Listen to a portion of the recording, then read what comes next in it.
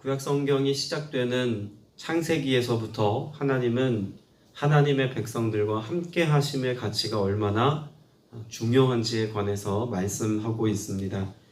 애초에 하나님께서 천지 만물을 하나님의 시간표를 따라 창조하시고 에덴 동산을 만드시죠. 거기에 아담과 하와를 두셨습니다. 하나님께서 아담과 하와를 창조하시고 그들로 거기 있게 하신 가장 큰 이유가 있다면 무엇이라고 말할 수 있을까요? 하나님이 그들과 함께 하시기 위해서, 하나님이 그들과 교제하기를 원하시는 마음이 창세기 말씀에 기록되어져 있죠. 그래서 하나님께서 아담과 하와를 창조하신 이후에 다른 동물들과 구별되게 하신 것이 무엇입니까? 하나님의 호흡, 하나님의 숨결을 그 코에 생기로 불어넣어 주셔서 하나님과 교제하고 교통할 수 있는 존재로 하나님이 만드셨다는 것을 말씀하고 있죠. 단지 그저 하나님의 형상을 따른 어떤 피조물을 만들기 위한 하나님의 방편이 아니라 하나님과 이 땅의 피조물 가운데 교제할 수 있는 존재로서의 삶을 아담과 하와에게 살게 하셨다는 것입니다. 하나님께서 아브라함을 택하셨죠. 창세기 11장 이후에 하나님께서 아브라함을 택하셔서 그와 동행하시고 그와 함께 하심을 계속해서 보여주십니다.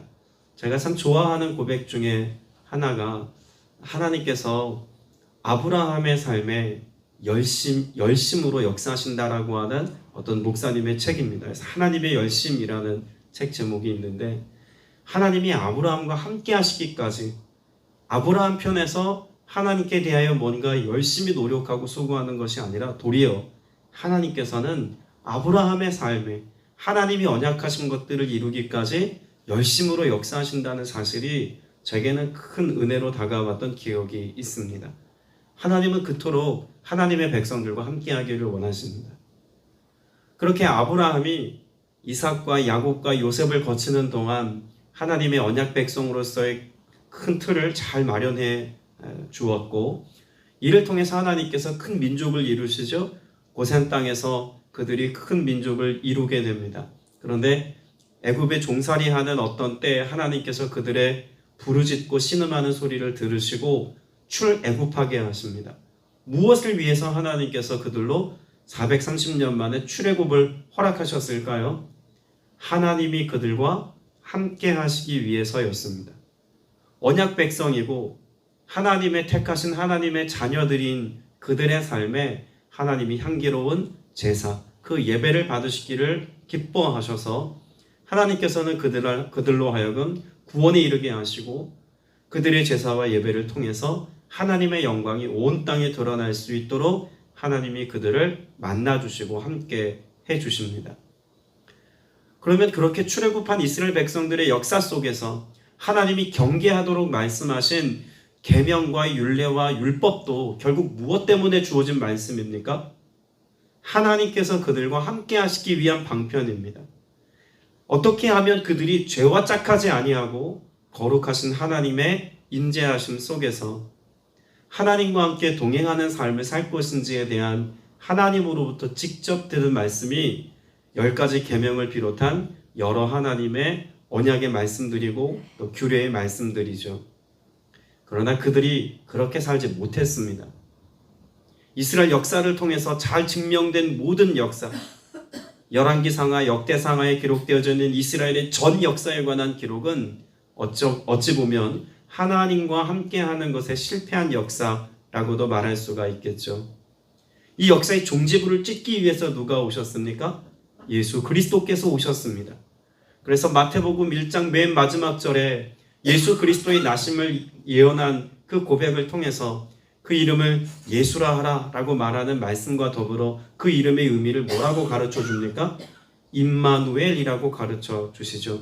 하나님이 함께 하신다라고 하는 의미로서의 그런 예수 그리스도의 이름을 설명해 주고 있습니다. 그렇다면 예수 그리스도께서 임마누엘의 주로 우리에게 오신 이유는 우리와 함께 하셔서 우리의 삶에 일시적으로 머물기 위해서 이 땅에 오신 건 아니라는 것을 알아야 합니다. 어떤 목적을 가지고 오셨을까요? 함께 하시되 언제까지? 영원까지 함께 하시겠다라고 하는 하나님의 말씀을 성취하시기 위해서 오셨다는 것입니다.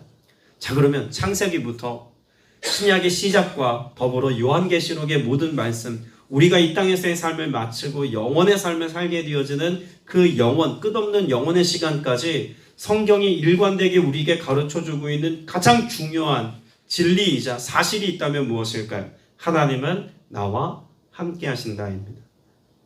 이것을 위해서 이 땅 가운데 예수 그리스도께서 오셔야만 했고 그 죄의 문제를 청산하시고 그래서 우리로 하여금 거룩한 하나님의 백성이 되게 해야 할 이유가 함께 하심에 있다면, 자, 그럼 오늘 이 아침에 우리가 예배하는 목적과 이유도 무엇 때문일까요? 주님과 함께하는 삶을 오늘 또 살기 위한 하나의 방편이고 또 과정이라고 말할 수 있는 것입니다. 앞서서 하나님과 함께하심에 관한 내용을 쭉 창세기 말씀부터 훑었던 이유는 오늘 본문의 말씀이 이와 무관하지 않기 때문입니다. 32장에서 이스라엘 백성들이 어떤 범죄함을 저질렀는지에 관해서 우리는 어제 잘 보지 않았습니까? 눈앞에 보이는 모세가 사라지고 나니까 그들의 영적인 민낯이 확연하게 드러나고 말았죠. 그리고 하나님 앞에서 범죄합니다. 스스로 만들어낸 신 앞에서 경배하고 제사 지내는 이스라엘 백성들, 금송아지를 만들어 놓고 송아지로 각을 떠 하나님 앞에 번제와 화목제를 드리고 있는 그런 우매한 인간들의 삶의 모습이 우리의 실제이고 실존인 것을 우리가 32장을 통해 보았죠. 그리고 33장 1절은 오늘 이렇게 시작합니다. 여호와께서 모세에게 이르시되 너는 내가 애굽 땅에서 인도하여 낸 백성과 함께 여기를 떠나서 내가 아브라함과 이삭과 야곱에게 맹세하여 내 자손에게 주기로 한 그 땅으로 올라가라. 자, 여기를 떠나서 올라가라 라고 말씀하시죠. 그런데 이 말씀 속에 아직 하나님이 그 백성들에 대한 마음이 시원치 않다는 것을 우리는 어떤 대목에서 알 수 있습니까? 너는 내가 애굽 땅에서 인도하여 낸이라고 하는 구절입니다. 누가 건져냈습니까? 하나님의 구원 역사죠. 출애굽은 철저히 하나님의 구원 역사입니다. 그럼에도 불구하고 우상 숭배하고 금송아지를 만들었던 이스라엘 백성들에 대한 하나님의 판단하심이 여전히 머물러 있음이 내가 애굽 땅에서 인도하여 낸 이라고 하는 하나님의 마음에 비추어짐의 구절을 통해서 볼 수 있다는 이야기죠. 하나님이 단지 정서적으로 인격적이신 하나님이 서운하셨다 이런 뜻의 말씀이기만 할까요? 여러분, 이 말씀은요 오히려 하나님 편에서의 아픔과 하나님 편에서의 진통이 담겨져 있는 고백이라고 말할 수 있습니다. 왜냐하면 이스라엘 백성들의 삶에 우상 숭배라고 하는 그 죄의 가장 근원적인 것이 해결되지 못할 때 하나님은 내가 너와 함께하지 않을 거야? 라고 하는 메시지보다 어떤 메시지가 더 강합니까? 내가 너와 함께 할 수 없어 라고 하는 안타까움의 말씀이 이 말씀 속에 더 많이 배어 있다고 봅니다. 그래서 하나님의 그러한 아픈 마음이 여기에 담겨 있다고 볼 수 있다는 거죠. 그리고 2절에 보면 하나님께서는 하나님이 하실 일들에 관하여서는 중단 없이 이행하신다는 것을 말씀합니다. 그래서 하나님께서 2절에 보면 그 가나안 땅에 살고 있는 이들을 쫓아내시고 3절에는 너를 젖과 꿀이 흐르는 땅에 이르게 하겠다라고 말씀합니다. 하나님이 하나님 되심을 나타내기까지, 또 하나님께서 아브라함과 이삭과 야곱에게 맹세하신 하나님의 언약을 준행하시는 것에 있어서는 성실하시겠다는 것입니다. 그런데 그 성실하신 하나님이 약속하신 것들을 다 성취하시지만 딱 한 가지 할 수 없으신 것이 있습니다. 하지 않으신 그것이 무엇입니까? 3절에 나는 너희와 함께 올라가지 아니하리니 라고 말씀합니다. 여러분, 모든 걸 다 가졌고 소원하는 바를 다 이루었다고 해도 하나님이 함께 계시지 않으면 아무것도 아닌 것이 신앙입니다. 교회 사역을 예로 들어볼까요? 우리 교회 사역이 하나님께서 정말 은혜라고 말할 수 있는 것들을 이 성전에 가득 채웠다고 한번 상상해 보시기 바랍니다. 매주마다 성도들이 수백 명씩 늘어나고 1년 새에 수천 수만의 사람들이 성전을 모여서 건물 짓고, 그래서 뭔가 대단한 사역들을 도모하여서 영향력 있는 사역들을 우리가 펼친다고 해도 야, 이 놀라운 하나님의 일들이 일어났어라고 우리 스스로 자백하지 않으면 안 되는 자백할 수밖에 없는 수많은 일들이 우리의 삶에 나타난다고 할지라도 그 속에 하나님의 임재가 경험되지 않고 하나님이 함께 하심의 은혜를 우리가 맛보아 알지 못한다면 그 되어진 일들이 과연 우리에게 행복한 일이고 감사한 일로 여전히 자리해야 하겠습니까? 교회 사역을 이야기하니까 체감되지 않으시나요? 가정 이야기로 바꿔볼까요? 우리 가정에서 내 남편이 승진합니다. 월급도 많아집니다. 내 자녀들이 형통합니다. 그래서 하는 모든 사업들마다 번창하고 고수익의 이익을 창출합니다. 자녀들이 좋은 대학에 입학하고 취직하고 그들의 생계에 전혀 걱정이 없을 만한 좋은 일들이 매일같이 일어납니다. 그런데 우리 가정에 예수가 없습니다. 여러분, 그렇다면 우리의 삶이 신앙의 관점과 성경적 관점에서 볼 때 복된 삶이다라고 정의 내리기 합당한 모습일까요? 그렇지 않음을 우리는 너무나 잘 압니다. 물론 극단적인 예였다는 것을 인정할 수밖에 없습니다만 이스라엘의 지금의 모습을 보면 하나님께서 꼭 그와 같이 말씀하고 계신 것처럼 느껴집니다. 가나안 땅 내가 약속했으니 들어가게 할 거야. 그 젖과 꿀이 흐르는 땅, 그 땅에서 모든 풍요로움과 그 땅의 소출과 산물들을 너희와 너희 자손들이 누리게 할 거야. 그런데 나는 안 갈 거야. 나는 너희와 함께하지 않을 거야. 그러면 이 메시지가 그래도 참 다행이다. 이스라엘 백성들 입장에서 그래도 하나님이 그래도 가나안 땅은 주시네. 하나님이 좋은 것 먹고 마시게 하시네. 야, 너무 다행이다. 너무 감사하다. 이렇게 고백하고 반응해야만 했을까요? 그렇지 않다는 것. 다 가져도 하나님 함께 하시면 아무것도 의미 없다는 것을 이들은 삶으로 느끼고 배우고 알고 있었습니다. 자, 그러면 오늘 본문에서 왜 하나님이 함께하지 않겠다고 말씀하셨는지를 보는 게 중요하겠죠? 하나님께서 그들과 함께 올라가지 않겠다고 말씀하세요. 왜죠? 너희는 목이 곧은 백성인즉 내가 길에서 너희를 진멸할까 염려함이니라. 하나님은 그들의 영적인 상태와 그들의 삶의 모습을 보시고 여전히 마음이 완악해서 목이 곧아서 하나님 말씀에 불순종하는 삶을 지속할 것을 하나님이 아셨습니다. 내가 너희를 진멸할까봐, 내가 너희들로 하여금 함께 했다가 드러나는 죄악을 내가 그 공의로움으로 판단하여서 정죄하지 않으면 안 되는 심판자로 그들과 함께하는 것이 하나님 편에서 달갑지 않으셔서 함께하지 않으시겠다라고 말씀합니다. 자, 그런데 모세는 도리어 뭐라고 말하고 있을까요? 모세는 34장에서 이렇게 이야기합니다. 34장 9절, 8절 9절 말씀 보겠습니다.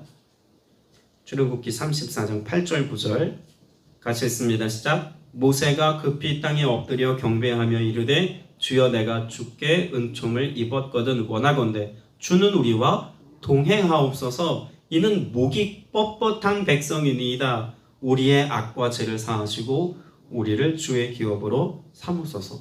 자, 그러면 하나님은 뭐라고 말씀하죠? 목이 뻣뻣한 백성이어서 내가 함께할 수 없다 라고 말하는데 모세는 도리어 함께하여 주옵소서. 우리는 목이 뻣뻣한 백성입니다 라고 말하죠. 자, 그러면 모세는 지금 무엇을 구하고 있는 겁니까? 하나님, 우리의 실체를 우리가 너무나 잘 압니다.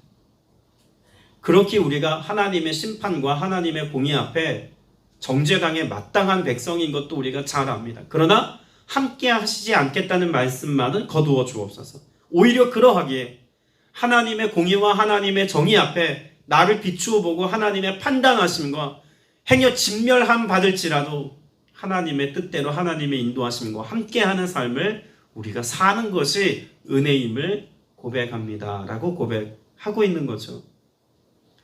여러분, 이것이 은혜 구함의 실제라고 말할 수 있지 않겠습니까? 하나님, 우리의 삶에 내가 보기 좋은 것을 다 빼앗긴데도 내 삶에 나를 화려하게 치장하고 있던 모든 것들을 땅에 묻어두는 한이 있더라도 하나님과 함께하는 삶을 우리가 놓치지 않으려 합니다 라고 하는 가치.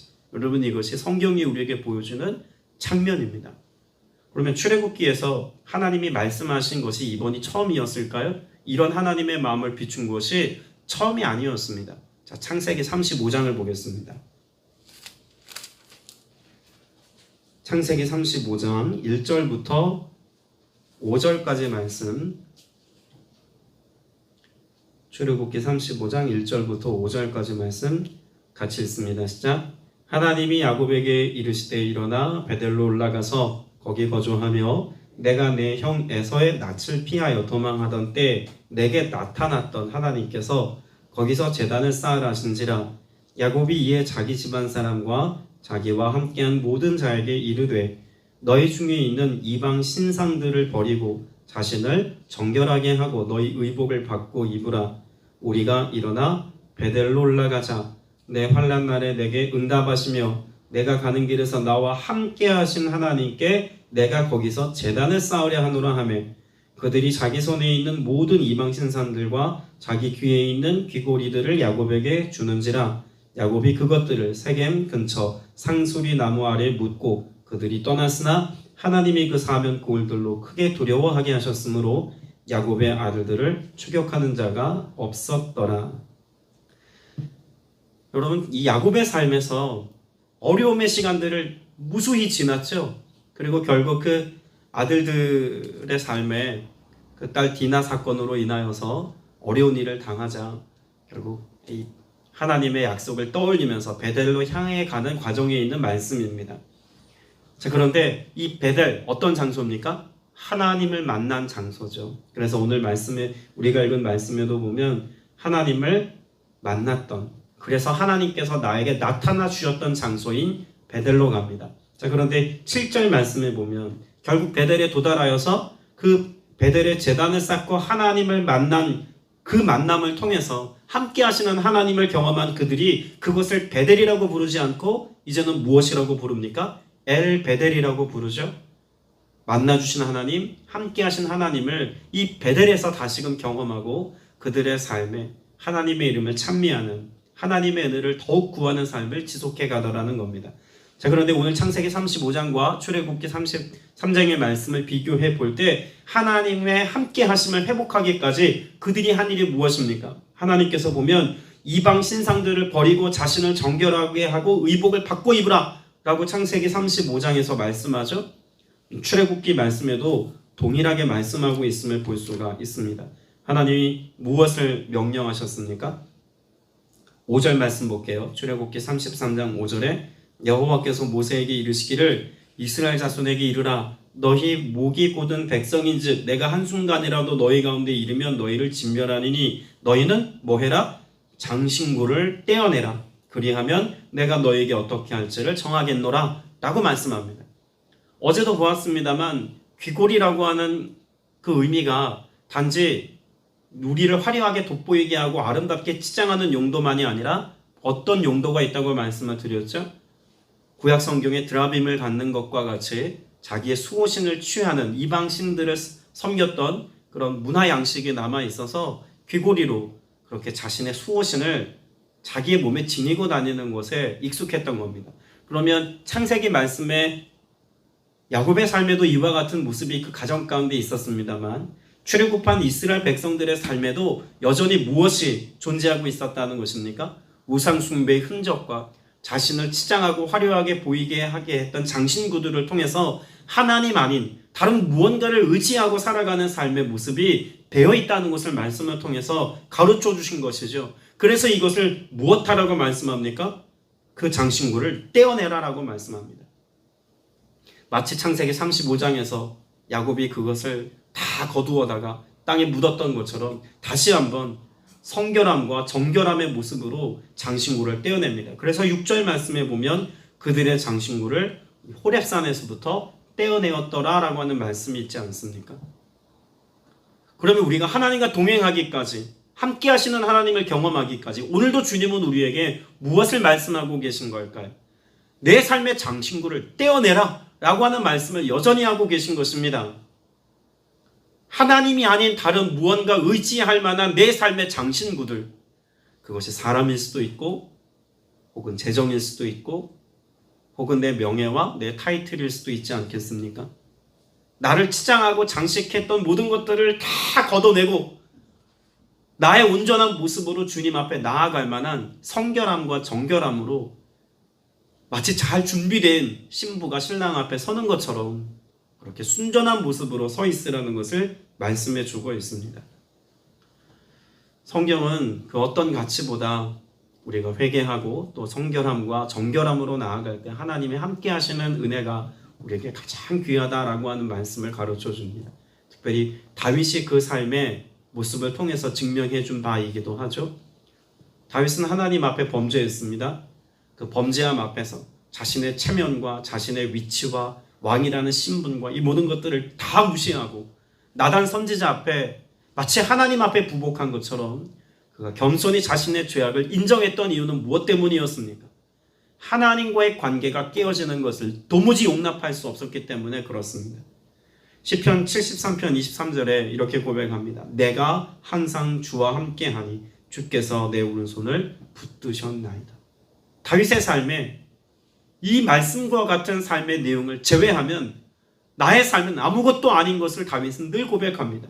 왕의 자리에 있는 것도, 화려한 의복을 입은 것도, 넓은 왕궁에 사는 것도, 수많은 고관 대신들이 자신 앞에서 명령에 순종하는 것도 다 의미 없다는 겁니다. 하나님이 함께 하시는 것, 이것 외에 다른 무엇이 내 삶에 가치 있는 것일까? 라고 따져본다면 이것 외에 다른 어떤 것들은 nothing이라는 겁니다. 아무 의미 없다는 겁니다. 다윗은 이것을 회복하고 이것을 누리는 삶을 사는 것이라면 나는 어떤 선택도 할 수 있다는 것을 삶에서 보여주지 않습니까? 예수님께서도 결국은 그래서 우리에게 무엇을 언약하셨을까요?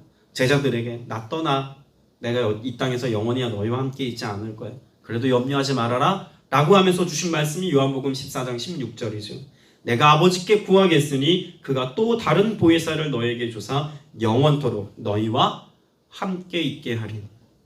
하나님은 함께 있게 하기 위해서 우리에게 성결을 말씀하셨습니다. 죄사함의 은혜를 주셨습니다.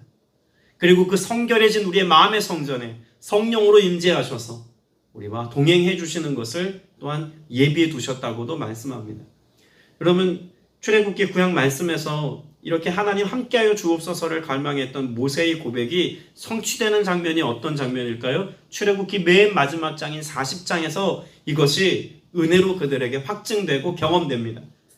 출애굽기 40장 34절 이하 말씀해 보면 회막을 만드는 모든 과정이 끝나고 이제 회막이 하나님 앞에 드려지지 않습니까? 그때 구름이 회막에 덮입니다. 그리고 하나님의 영광이 이 성막에 충만하다라고 말씀하고 있죠. 그리고 무엇합니까? 구름이 성막 위에서 떠오를 때에는 이스라엘 자손이 그 모든 행진하는 길에 앞으로 나아갔고, 구름이 떠오르지 않을 때에는 떠오르는 날까지 나아가지 아니하였으며 라고 말합니다. 자, 그럼 성막을 통해서 성막이 다 지어지고 성막 안에 임재하신 하나님과 이스라엘 백성들은 지금 무엇하고 있습니까? 함께 하시는 하나님과 동행하고 있습니다. 그럼 우리의 삶에도 그 어떤 가치보다도 오늘 갈망하고 기도해야 될 제목이 무엇일까요? 하나님 함께하여 주옵소서. 오늘도 나와 함께하여 주옵소서. 임마누엘의 주님을 깊이 은혜로 경험하는 이 날이 되게 하시고 평생의 삶이 되게 하여 주옵소서. 그리고 함께 하시는 주님의 인도하심을 따라 내가 순종함으로 주와 동행하게 하여 주옵소서. 그 동거와 동행의 은혜, 이것이 우리를 구속하시고 우리에게 은혜 베푸시는 하나님의 이유라고도 말할 수 있습니다. 오늘 이 하루가 그런 나와 함께 하시는 하나님의 은혜를 따라서 인도하시는 성령의 인도하심을 받으며 아들의 권세 누리며 살아가는 복된 날 되시기를 주님의 이름으로 축복합니다. 기도드리겠습니다. 은혜가 풍성하신 아버지 하나님, 참으로 감사드립니다. 이스라엘 백성을 택하시고 지명하여 불러주신 것이 그들과 함께 하시기 위한 하나님의 계획임을 우리로 보게 하셨습니다. 하나님께서 아브라함과 함께 하셨고 이삭과 야곱과 함께 하셨고 이스라엘 백성들과 함께 하셨으며 임마누엘의 주로 오셔서 영원히 그들과 함께 하심을 언약하신 바로 그 주님이 우리와도 함께 하시기 위하여 오늘도 성령으로 역사하시겠다고 약속하심을 신뢰하며 기도합니다. 주님이 말씀하셨고 이 말씀을 근거로 기도하게 하여 주셨사오니 다른 보혜사 성령으로 오늘도 우리와 함께 하셔서 인도하시고 또 우리의 삶을 주장해 주시는 은혜 안에 순종에 합당한 열매를 거둘 수 있는 모두가 되게 하여 주옵소서. 그 동거와 동행의 관계를 깨뜨리려고 하는 모든 사단의 권세와 악한 영들은 멸하여 주시옵시며 죄가 모양이라도 그 이름이라도 틈타지 못하게 하시고 성결과 거룩함으로 나아가 함께 하시는 주님의 은혜를 빼앗기지 아니하며 풍성히 누리는 모두가 되게 하여 주옵소서. 주께서 우리의 삶에 이 놀라운 일들을 행하시고 은혜로 누리게 해주실 것을 믿사오며 예수 그리스도 이름으로 간절히 기도드렸사옵나이다. 아멘.